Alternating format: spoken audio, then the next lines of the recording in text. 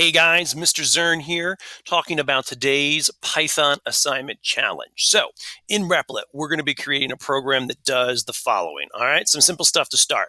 Ask the user to pick a number.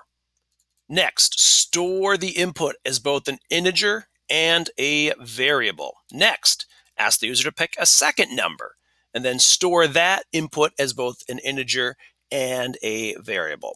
Next, have Python solve the math problem the user created and then store the solution as a variable.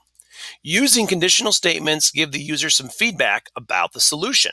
And then finally, use hashtags to describe what you were doing in the code. So let me show you a very simple one that I've run here. And let's click run. So pick a number, 7. Pick another number, 8. So then Python prints out 7 plus 8 equals 15. All right. Let's run it again and see it just a different way. Let me pick a different number, 10 plus, let's say, 22. And it just simply says 10 plus 22 is 32. We'll run it one more time just to show you.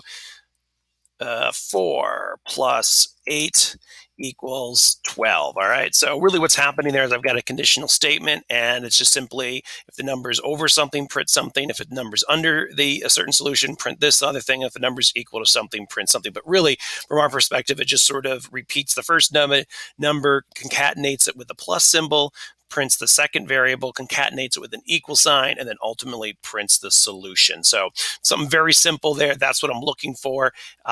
Good luck. Be sure to share the link with me. I can't wait to see yours. All right. I'll talk to you guys later.